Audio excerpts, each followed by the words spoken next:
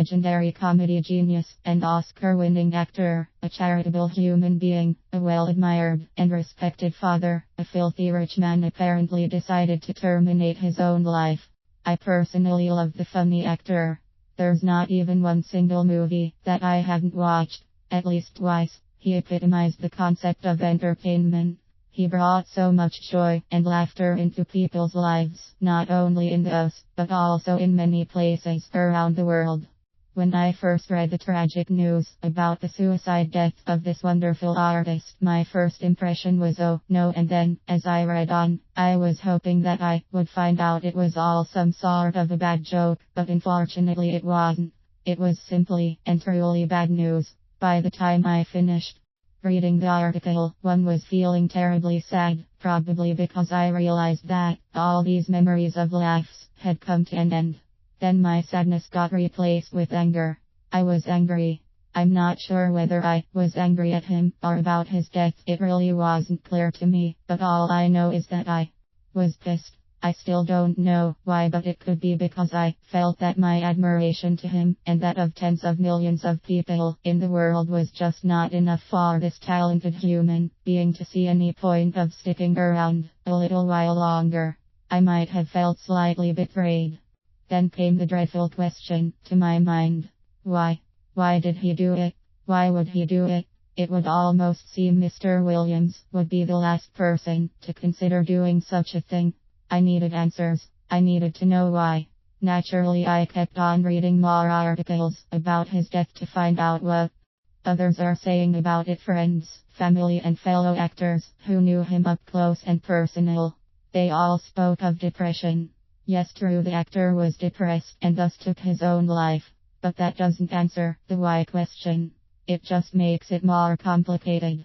So it would perhaps be more accurate to ask why was he depressed? Why would a person like him, who had what he had, decide to hang himself with a belt? As I failed to find the answer to my question in the articles I read, I switched myself onto the reflective mode to try to figure out what could have led that man, who is thought to have had it all, to put himself to eternal sleep. And like many, I have found that the answer could lie in the very same words that everyone used to express their shock at the actor's death, and in the reason why he shouldn't have killed himself. He had it all right. I thought, what if that was why he killed himself? He had it all. All, however, is relative.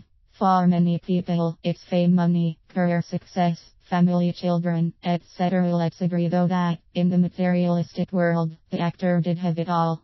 The way I see it, Mr. Williams had it all, and only decided to terminate his own life upon realizing it. He must have got to a point where he thought, is that it? And then I thought, how dangerous is it to base your self-validation, success and happiness on receiving recognition or approval from others? For Mr. Williams, that recognition or approval came in the form of laughter. He would have done anything to get that laugh from people because he lived his entire life thinking that the only way to calm his restless mind and appease his painful soul was to make people laugh, to make people happy. Towards the last decade of his life, he started to realize that pain and restlessness were not going away, no matter how many laughs and cheers he was getting from his millions of audiences. Mr. Williams was bullied probably for being a short, chubby, hairy kid. Maybe the hairy bit came a little later. As a teen, you have just a few options to cope with bullying. 1. You keep your mouth shut and put up with the misery and humiliation. 2. If you are a big boy or no one, you beat the hell out of the bullies, which he couldn't have done. 3. You run away only to get chased off by the bullies, and then get teased and beaten even worse. And 4. You start to crack jokes about your own self to please the bullies and get some recognition and approval, which then transformed into a survival mechanism and then into an art, which Mr. Williams would master and perfect later on in life, making him a comedy legend, but at the same time, leaving him weak and vulnerable to the dark power of the tortured human soul.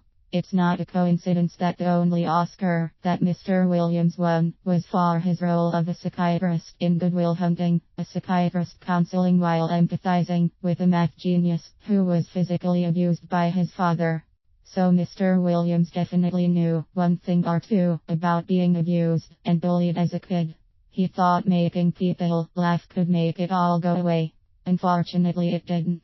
He could achieve what so many of us would define as success, searching for self-validation in the process, using an art he brilliantly perfected throughout his life. As he attained the peak of what most of us deem as success, he realized that there was nothing more he could do to self-validate. It was game over.